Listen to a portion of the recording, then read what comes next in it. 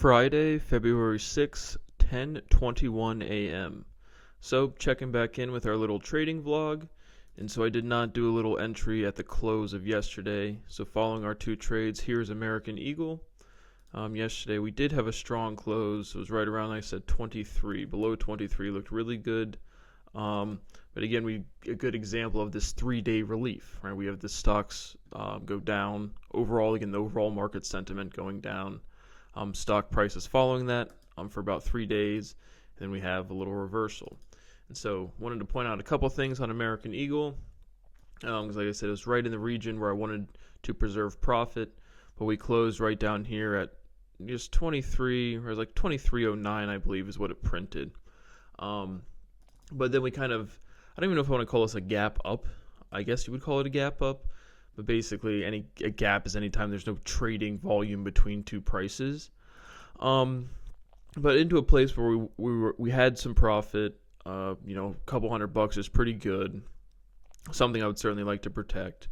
And so right currently, a good thing for here is, so the spread on this, like it opened up pretty much, I want to say it was like 23.66 and 23.44. So about a 20-cent spread on here. Stock like this where well-known company, serious revenue, it's not something that's going to go away tomorrow.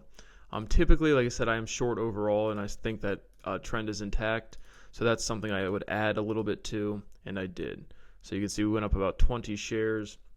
Because typically it will the spread will definitely tighten. Then it typically reverts to kind of what it closed at.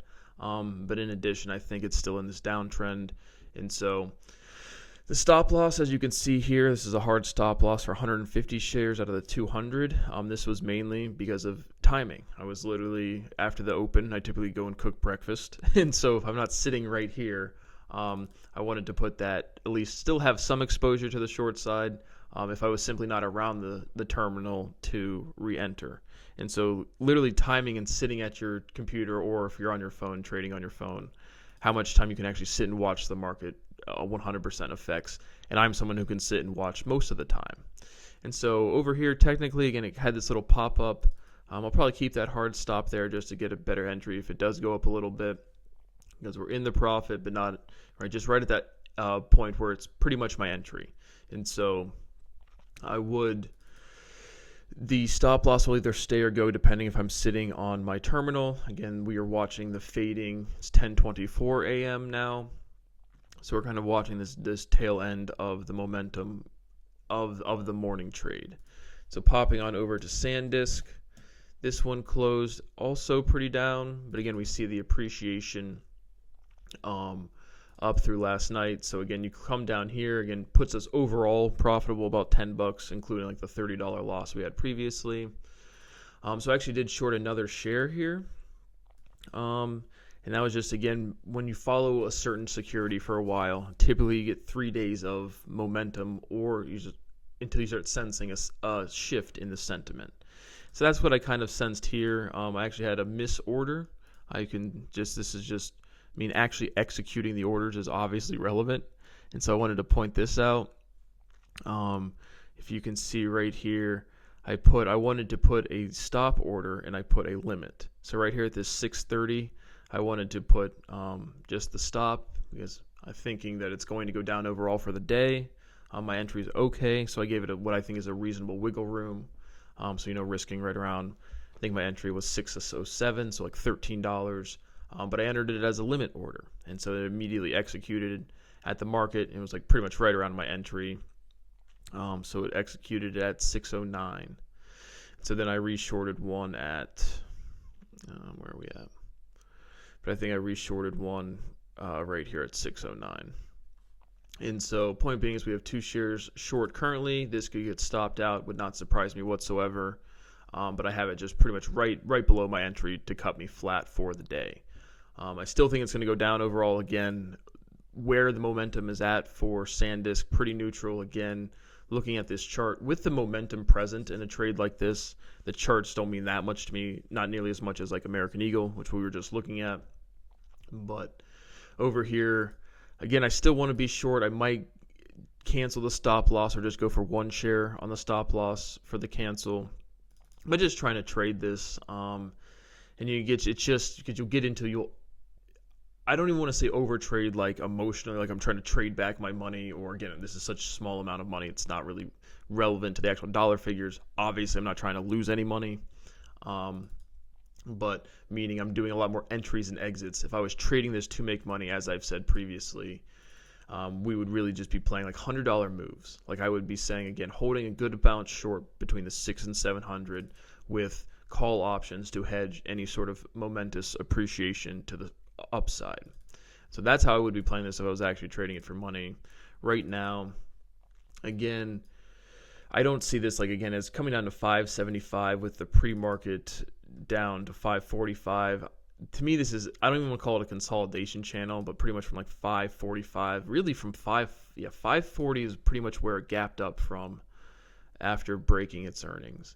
So anything above that really is just, it's either still in the momentum or just churning to a point where I am indecisive. And so this is not a high conviction trade for me. It is in terms of the overall movement, but for my portfolio size and cash flow, which is non-existent because of crime, that's still going on every single day. It's always fun to wake up and not be able to do anything.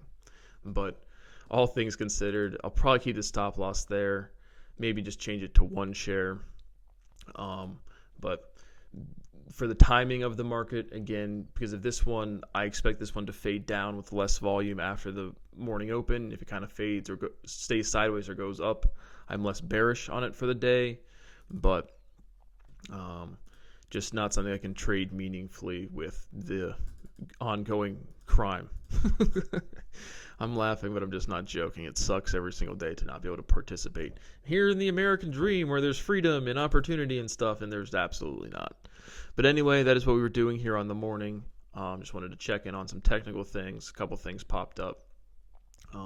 Now off to cook breakfast. See you later. February 6, 1:22 p.m.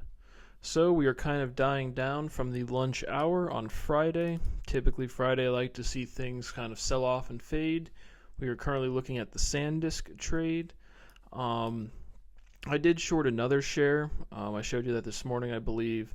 But I closed that at 601, small profit, maybe $6-7 on that share. I want to continue to hold this short probably through the weekend. Just one of these.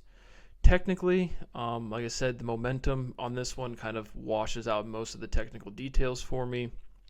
But if you were just looking at this technically, a close above this blue line, 596.96, is looking strong just technically as is.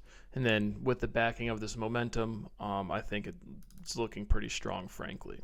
And so I have just a stop right here at my entry at the 609.99. And then I will kind of make my decision if I want to have any exposure through the weekend at the close. Most likely I will. I either just will keep this position right here if it doesn't stop out.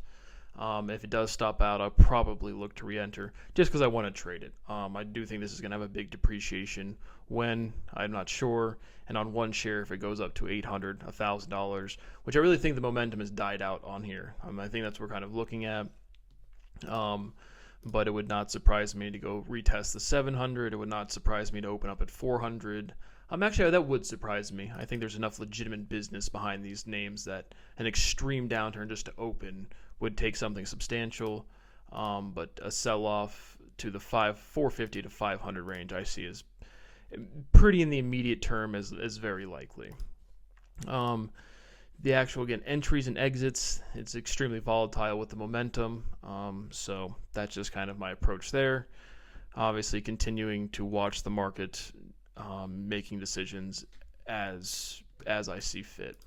Over on American Eagle, another thing I wanted to say in addition to what I said this morning was with that discrepancy of like the 23.44 to 23.66 kind of spread opening up, like you said, I was thinking about trying to preserve that profit. It would certainly be in one of these positions that I would want to, but the actual liquidity and when we're discussing liquidity, I'm typically saying the overall amount of ability to exchange a share for currency. All right, it's very immediate. That's what all of these bids and stuff are, is people willing to exchange this good at these prices.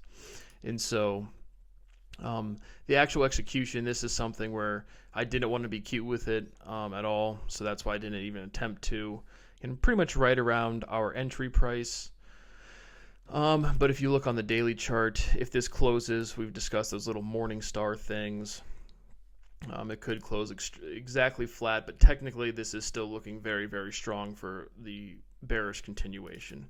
So with that being said, the daily chart and the liquidity, I want to say issues, but reality at the open, it just makes more sense to hold. Would have liked to preserve that, but still I would have held.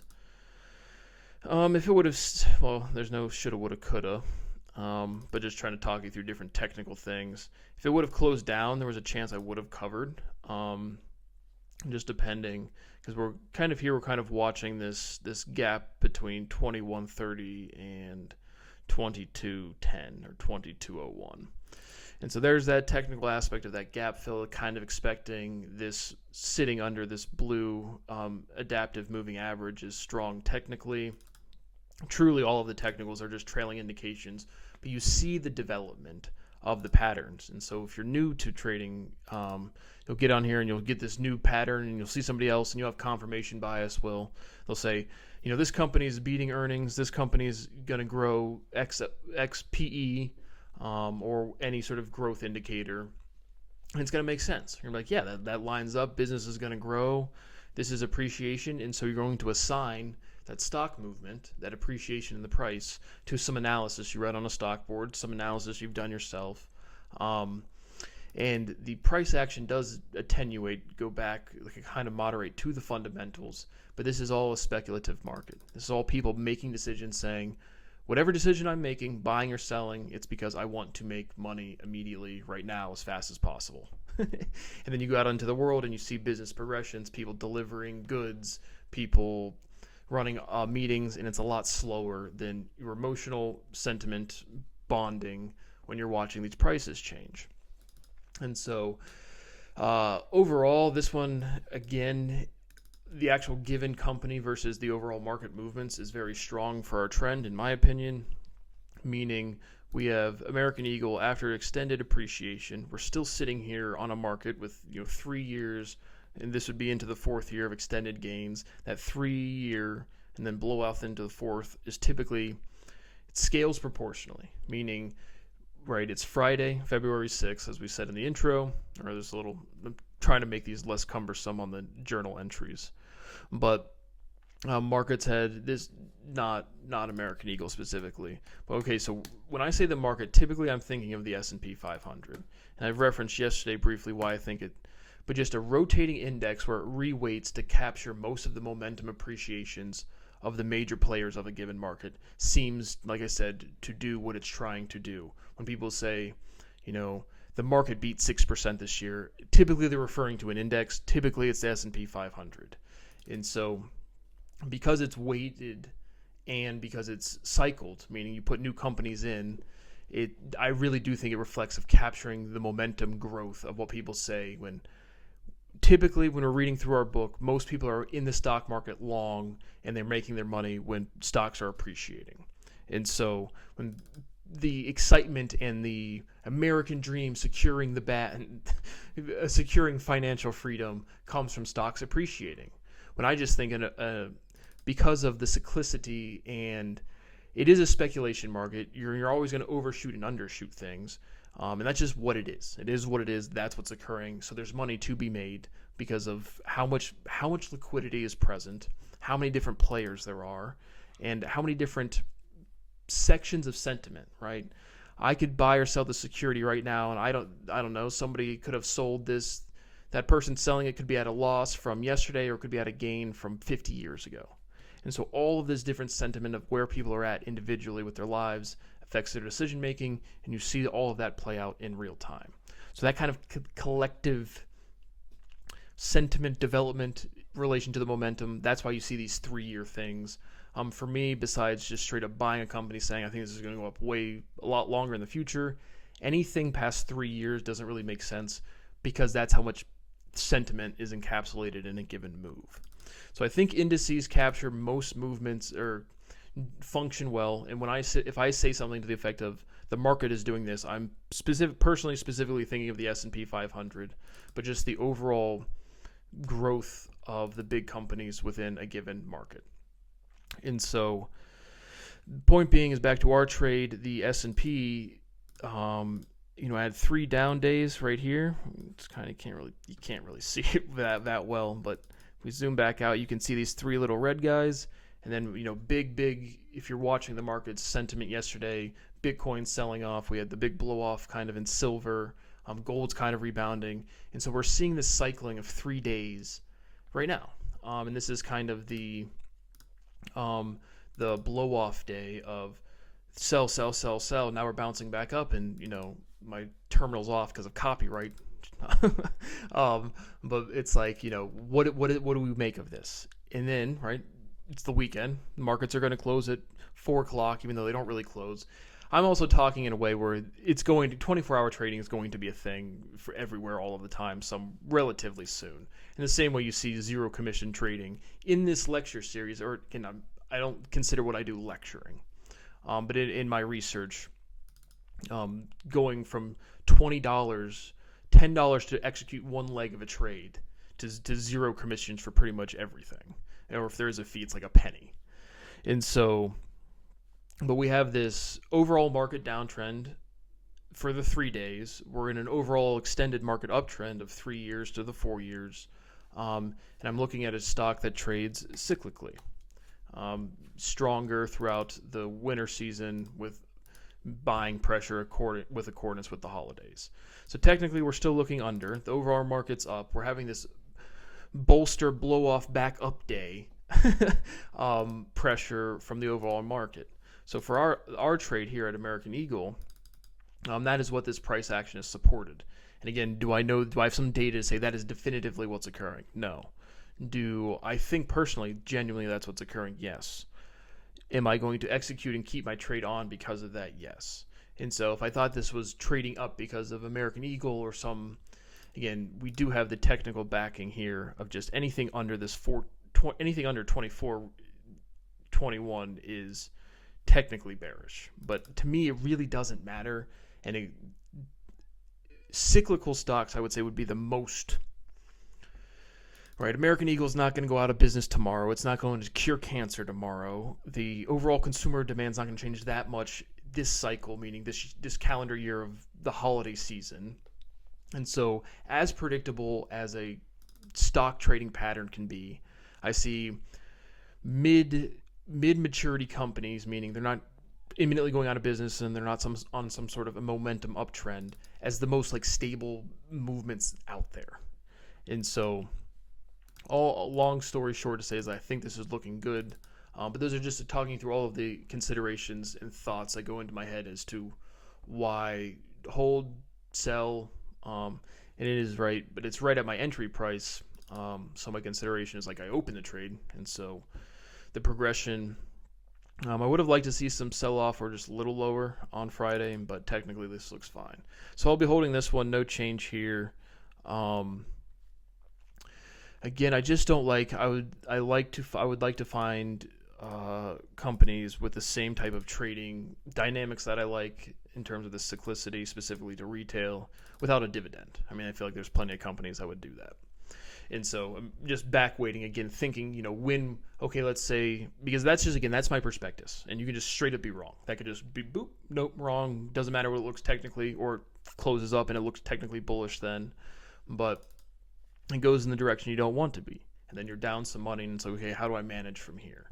And so American Eagle is, again, just one of this cyclical stocks where it's I genuinely don't think it's going to continue to trade. If we look at 10 years, right, we're still up in that range of, we've been up here 3 times in the past 10 years.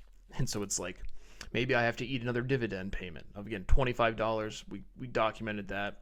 That was a net profit of about $260, including the loss from the dividend payment. And so that's in my back of my mind, but it's just when you enter a position, you're immediately right around your entry point where, again, I like to have too tight of stop losses where you get dinged out quite a bit, but you're always preserving capital. I mean, you're always in that. Whereas if you have like sunken cost fallacy, if you're in a position for a while and it gets back into profitability, you feel like now's our time. Whereas if you just enter and you get knocked out, you're kind of like, I should have been more lenient. But it doesn't really matter. It's kind of like false confirmation bias. Like, I don't want to generalize the sentiment past what I can speak on definitively. But we will be holding American Eagle, not adding here SanDisk. Let's see where we have since we've been talking. Again, that hard stop right around 610. This is going to be the same thing, just play it by ear on my own personal intuition. But I do want to be short at least one share because I just want to try to trade this depreciation, which again I see is inevitable, and just document along the way. So that is what I have for the lunch update on February 6th, and I will see you on the next one. Friday, February 6th, 4:13 p.m. Alrighty, so for our trading vlog and documentation, closing thoughts for the week. Currently we're looking at American Eagle. Just go over a little bit of the trades that we've been discussing, as well as some of the talking points from the news. And so for the trading vlog, what I kind of want to do is just assume, like any normal person in finance, CNBC is always running in the background. And so just respond to any bit of sentiment that comes off of the TV show. And so, how's Gus man gonna? We got the dog barking, so we're kind of. Can we record? Can we not record? Oh, I don't have constitutional rights. Can I do anything? All right, I think he's done. But just some quick thoughts. Like I said, I see American Eagle is propped up on the kind of the sentiment of today. I see the sentiment of today as just the relief to the pressure from the past 3 days, specifically the selling kind of frenzy of yesterday. So I did not expect this, like I said, did not expect this kind of pop back up for American Eagle. But I think it's just being buoyed by that pressure from today from the overall market. So looking good here. Would have liked to preserve some profit, but not a realistic, like I said, expectation to close at the open with the spread as what it was, and just I don't want to be cute with a trade. I really don't. Again, over trading where you kind of just pick the move for a day and an overall trend, and then you stay with it. And this one, again, we're trying to fade this until at least the next dividend payment. Probably we'll hold it probably through the earnings, but we will see how the just price action progresses. Point being, this ended up pretty much flat. Technically, this looks really good for continued downside. Not much to say here. On the memory chip, on the conversation, one of the sentiment pieces is just even separating memory. AI, to me, is too general of a terminology to mean anything specific, either in just technology identification, a large language model that has more specificity than just artificial intelligence. That's just, to me, as general as technology. You could be talking about a spoon, you could be talking about a chip, you could be talking about a toilet, I don't know. So memory, that's specific enough, meaning the memory chip, storage space, SSDs, HDDs, or whatever the acronyms are. AI is too general, technology is too general. But over here, can technically not look meaning much to me, pretty much sideways.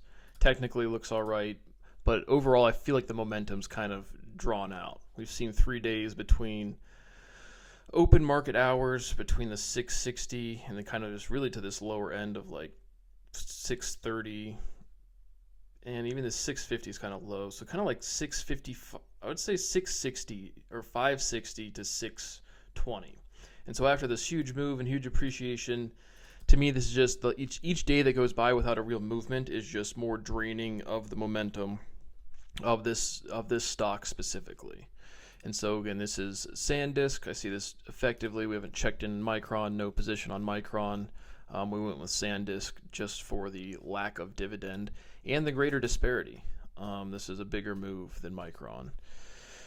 And so I did short one extra share here. Again, I will not go over 2 shares unless it goes in my favor intraday. At least until the initial move. Like I said, this consolidation period from this 560 to 630 is just kind of no real impetus to do anything.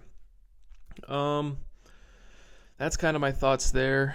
And what other things did we have? So I had some decent ads, nothing big, but so for like these index funds, just the QQI and the SPYI, those are positions that when I sold out or moved all of my money into fixed income, like back in October or whatever we documented on here, but was kind of again waiting for days for retracements to see how these funds perform, because they're new in general. I think they've only been around since like 2023-ish, but what they've been proposed to be seems to be legitimate, just income funds based off of the S&P or the underlying. You can see QQI and SPYI. But point being is I did buy small, maybe another $2,000 each into these income generating funds, which I've been pretty thrilled, or not thrilled with, but overall satisfied with. Up a little bit since the appreciation of the open. Neither were like structured buys to try to trade them. And the QQI, after receiving October, November, December, January. So the dividends, like right around 10%, I think, for the QQI, and then like 7 or something to 8% for the SPYI. But regardless, I've been pretty satisfied with them. Added a little more. Any serious drawdown, I'd add more to them. But with the interest rates where they're at, I got one of those payments, and that was about $1,800.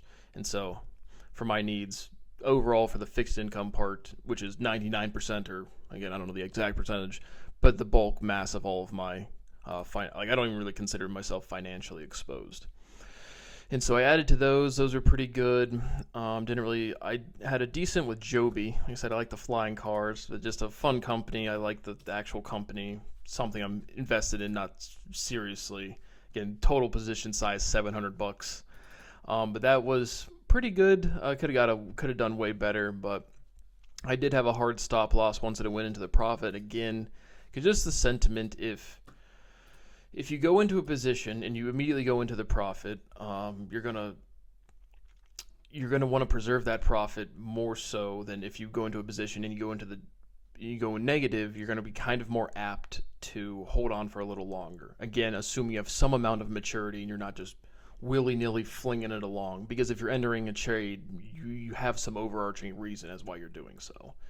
And so, point being is, if you go into the negative, typically just definitely on a personal level, and then what I seem to assess as a general sentiment trend is people will hold on to losers to get into profit, again, assuming you have some sort of reason to enter the trade, and then immediately, if you go into profit immediately off the gate, you're going to want to preserve that more. So meaning, practically for trading, having hard stop losses. I had one right at 1040, just to, again, if the stock dips again, and this is a company I want to invest into the long term, I still see all of this as speculation in terms of this is all trading to me. Meaning, like we said before, I think this company's going to do great in 3 to 5 years. That's fantastic. Awesome. 100% great. That's just not the mechanics of what is in front of you executing trades effectively, to me, all in a trading environment, not an investing, which I don't see as a meaningful differentiation. Point being is, if I immediately go into a profit, I'm pretty tight on the stop losses, because if it drops back down, if this were to come back down to 1020, I'll just rebuy back in immediately. I am actively sitting here, and so wouldn't be doing that. Any type of these cutesy quick in and outs would not be doing any of that for even like medium term. If I'm gonna hold a trade for 3 months, which for most people that's not a very long time, but then again, if you're day trading, 3 minutes could be a long time. It just really depends on what your outlook is.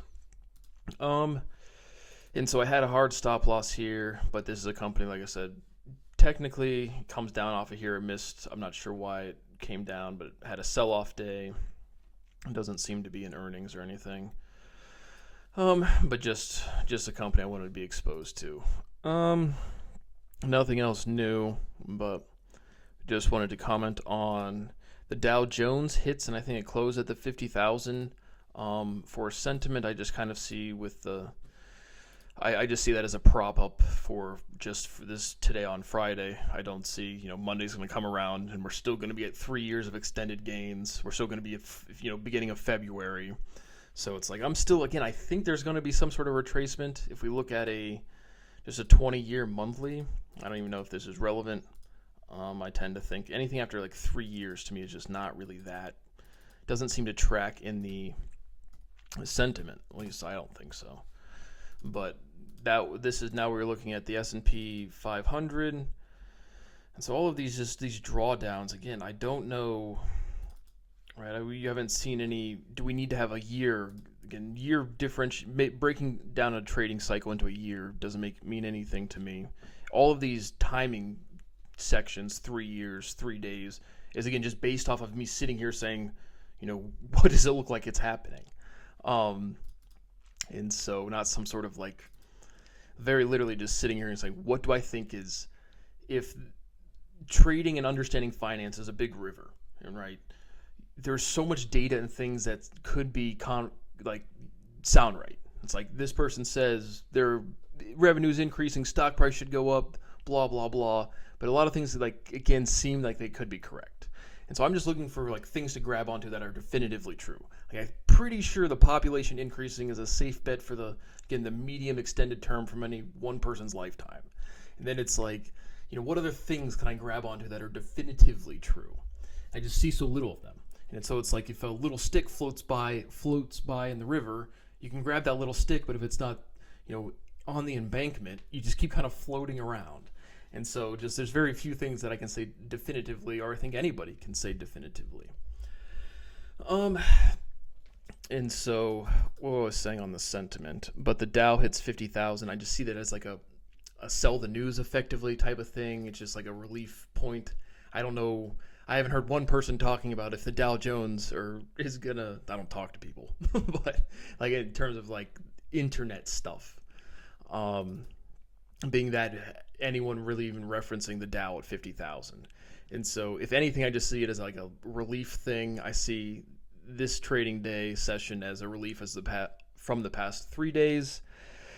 On the trades I have, at least, I expect American Eagle will for sure kind of go down once on Monday. I mean, that's obviously my bet there. And again, anything that I'm talking about has enough of my interest, and then anything I've entered a trade has more of my interest. And so initiating a trade or maintaining a trade is like a trading thesis in and of itself.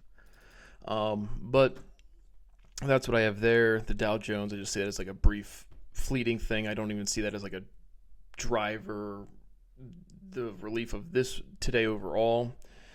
We had Master, Michael Saylor's company, and Bitcoin. There's something around there's an Asian dude, the chief something of something.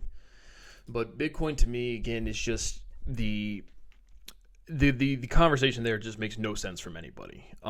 Currency development is what it is, and it's much more of, again, we already live in a digital environment. None of these dollars on their screen are backed by any physical commodity, which is fine. And so it's the first kind of question that comes to mind is, well, what's the reserve currency and why do we have it? Well, it's the United States dollar. Why? Well, the United States has one of the biggest economies and a lot of people. It's okay. So why economically? Why is that? What is the dynamic there?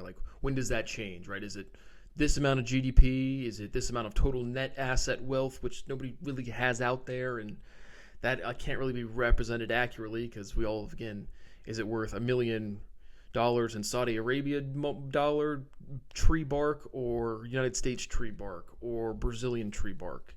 Which tree bark thing buys the most goods? You see what I'm saying? And so currency development in general is why do we have a reserve currency? Why is the United States dollar a reserve currency? And so it's is anyone sitting here seriously thinking that we're going to have some sort of globalized currency? And that's already kind of what's happening.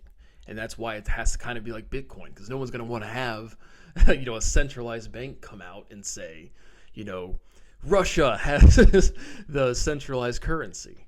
And people in America might laugh and say oh, it should be the United States dollar. And I'm like, dude, nope, not that either. And so you already have this separation, holy cow, of digital value representation outside of a central bank already established within market share. People know what Bitcoin is. People use Bitcoin. The coupling to the halving cycle was the only thing that made any sense to calibrate a price action for me. And so I'm still over here thinking, I don't. To me, it's all guaranteed to be the future reserved currency. I mean, to me, I'll conjecture that pretty heavily because again, we already live in a digital environment, and the biggest practical aspect is every single individual country is going to have an aversion to any other country saying we should have this centralized currency. But then economically, currency is, moderating, it's normalizing, right? And it should practically, right? You don't want to have some right currency exchange. You go to England from the United States or you go to France from Germany. It's like you're still buying a cheeseburger. And so the value from that demand, right? The human being is still hungry regardless of what political jurisdiction they're in. And so the currency development is way past and more general than a given company, a given sector of the United States stock market. It's a huge, much more broad thing. And so I have effectively I have like maybe $2,000 in Bitcoin still, and I definitely don't have any stashes anywhere else. Definitely not. But the price action I have no thesis on. Once it decoupled, it made a ton of sense to have some sort of, again, a lot of appreciation with the halving cycle, and it had momentum at the time as well. But now it's been adopted and integrated, which is good for overall functionality. But it's just, right, what is a dollar worth? Well, a dollar's worth $1, right? It's representing the value of something. And so it doesn't even make sense to ask, what is a currency worth? It's just kind of reflecting a value, and then that's kind of like the biggest differentiator there is, again, these countries, and that's not really going to go away, and I don't think anyone's even like remotely thinking that. But then again, economically, that's just what's developing. Is it just what is the most stable representation of goods? And it's nation states, which I don't see as going away, is like the thing that messes up the value of stuff, or like the difference, because of policy, right? You have different rules in different places, and the goods are right next to each other. And so the currency conversation, what I see on CNBC, is just not even close to anything relevant. Overall, I have no real thesis. The time scale, because overall, again, the economy's new. Right? When we're reading 1929, which we'll do another like sit down episode. I might just post this as a trading vlog for the end of the week. But the economy is totally new, and so like I don't even see things like the financial crisis of '08, the stock market crash, this stock market or scare from this earthquake in 1907. The natural disaster things, those will still be. The disruption to the supply chain will still occur. I don't see that ever stopping. But these like ability to gimmick, to have these buying pools doesn't even seem seriously like sustainable then. And we'll get to that in this next section. But I certainly don't see what the liquidity available is sustainable now, meaning if someone had, $100 billion, $1 trillion, and they wanted to sustain a price, or because they don't even want to sustain it, like to then generate enough social, public, genuine interest in something to have price appreciation to make money, like it seems so carnivally stupid. It would be like, betting $10 million to try to make $1,000. It's like, what, like, I really don't think like there's any value proposition to try to game the system because of liquidity, not because of human morals. But anyway, so the currency development is just the conversation is just so non-existent. When we're in our sea or a river of economic understanding, currency is like the current. Like, literally. And so, yeah, that doesn't make any sense to me. I have no real thesis on the price action. I still don't see why, because of the supply, but it is infinitely divisible, so it doesn't have to be, right, what one Bitcoin again is worth one Bitcoin. Does that represent value more readily than everything else? Not right now, but it will. It absolutely will. Does that equate to a higher Bitcoin price?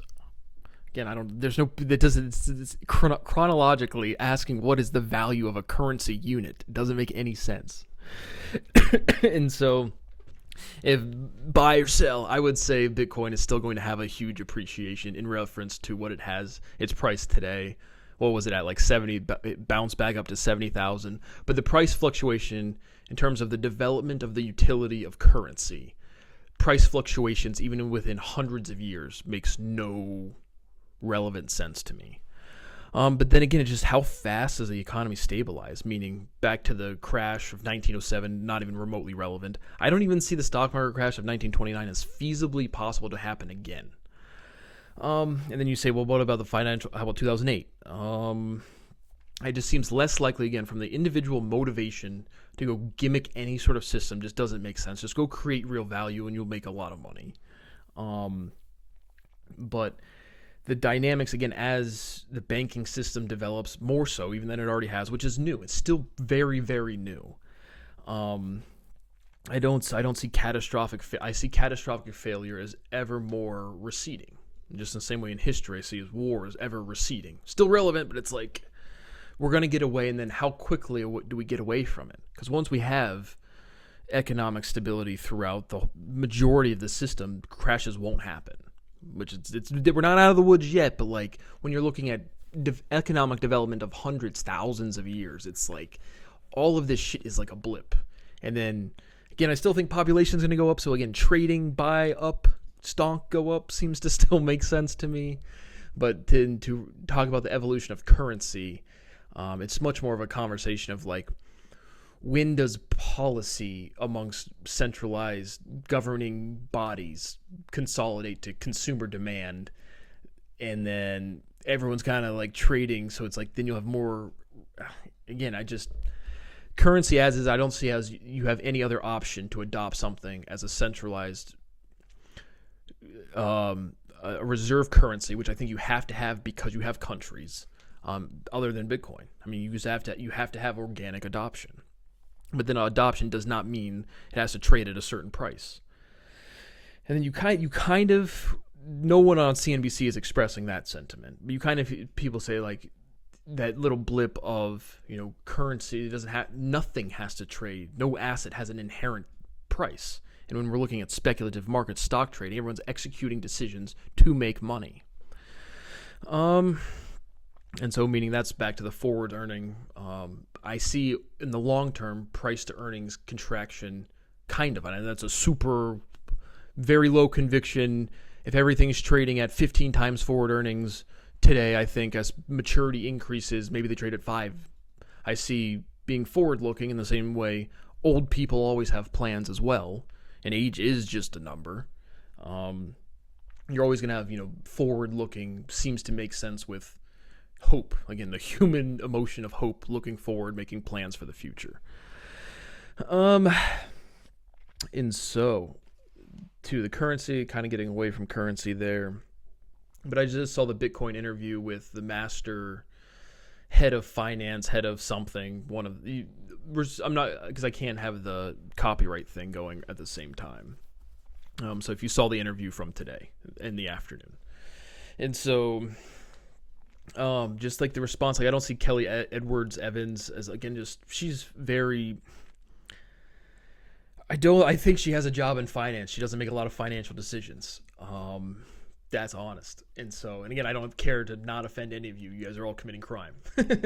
But like trying to keep it like mostly professional and not just make every video, you guys are all committing crimes, which is true. I mean, that's tremendously relevant to how I manage money, which is you basically can't, you just flop around and hope for the best. But point being is she keeps expressing like this sentiment of, Bitcoin, brief, fleeting, ha ha ha, fun, jokey thing. And no one's even like discussing really like what currency is doing. And how much broader it is than the entirety of the United States stock market, right? It's all priced in dollars.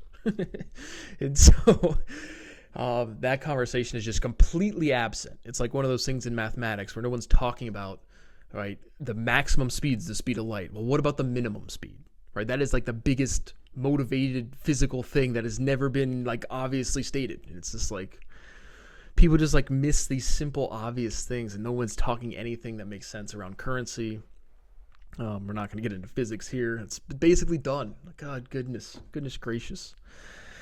But again, law is policy, and that affects these markets. And I can go over here, and it's like, how long? Like, I'm making lectures where it's like I can go, and I'm not going to pull it up because I don't have it up right now. But I can just Google. It's like I can click refresh on my UnitedStatesConstitution.com, and it's still the same thing. So it's like, right? At some point, the law is going to be enforced. And again, I'm making this as a financial video.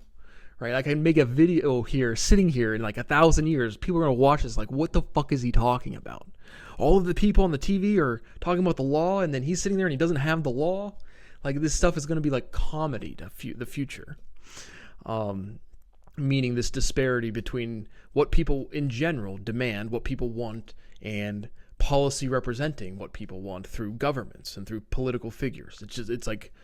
It's comically stupid right now today. As we discussed yesterday. But that's what I wanted to say about currency and Bitcoin specifically for today.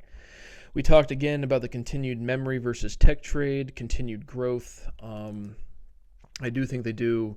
I like when people talking about the broadcasters on CNBC, when they talk about the trade, right? Because that's the way I think you should approach a given trade, is this overall movement.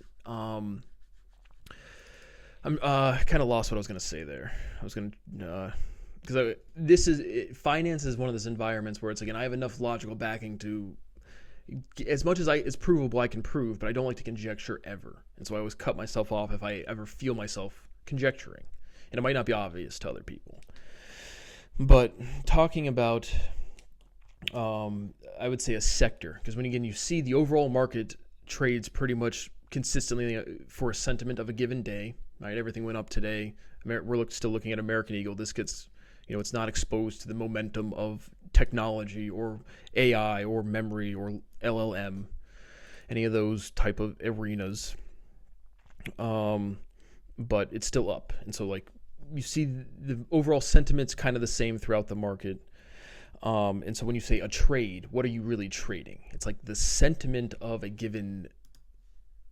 I want to say a sector, right? I kind of want to say sector there, but because then you talk about how do you play these things, options, stocks, this company, that company, but the overall movement of innovation, trade, memory, artificial intelligence, with this sentiment progression, the trade, right? That type of verbiage makes sense to me. So I think they do a good job of talking about the trade. That might sound like logically general, or you might be like, what did you just say there? But the way they structure their language around a given trade makes sense to me. Nothing really else there. Trump accounts, again, I don't care if it could be called Johnny SpongeBob SquarePants accounts. But this investing in kids when they're born and then having some sort of exposure to financial markets, to me, makes a ton of sense immediately.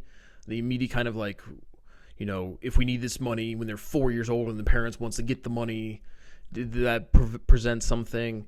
But just, again, having exposure for all kids into the growth of the economy, because we're all in this thing together and this thing is money, that makes a ton of sense to me. So that seemed like a good, sound thing. But again, it doesn't matter if it's Trump or SpongeBob or I don't know who's Bernie Sanders accounts.com. It just mattered investing for people to have exposure. The market growth for everybody makes sense. But then again, that was another sentiment point I wanted to talk about, is you always see when you're watching CNBC, it's always creating wealth or trading the market is tied to this, we're going to get back on track and we're just going to have this continued growth. And my kind of thing is, as long as the stuff is fair, we don't need to have making wealth equate to stock market going up, right? You can make money shorting things. And as liquidity and brokerages all kind of moderate, it's going to be a lot more uniform, meaning the economic development, all of this stuff representing the economic development is going to have these swings. And so making money during these swings is not taking money away from anybody else. And so I do want to push back against this sentiment of we need to have a rising stock market to create wealth. You just don't. And the overall net inefficiency, when you have companies, appreciating and depreciating billions, hundreds of billions of dollars, and none of that money is ever realized, it's like, again, we're talking about inefficiency rates of like 90% going to like 80% or 75% is enough money for like everybody to live forever and always. And then your biggest financial discrepancy is who was worth $50 million as opposed to $5 million. And so the quality of life is 100% establishable for everybody. And so, but just the sentiment of the stock market needs to go up, or you want the stock market to go up. The economy is developing. These financial instruments are always going to overshoot to the sentiment, which I do think will contract. It won't be as extreme. When will that happen? I mean, again, human sentiment is just new people will be born. They will still go through puberty. They will still get their first job. They will still have their first financial decision. And so, I mean, I think tulip mania is around for a while. I think it is. And by a while, I mean, like tens of thousands of years. I don't know. Like, I have no reasonable time frames on like maturity of like large scale maturity, because I have exposure to other sections of sentiment, and it's just like maturity is just such an individual thing. Regardless, I think that's what I'm going to cut it here for today. Those are my thoughts. That's what I have. Yeah, and I will see you on the next one.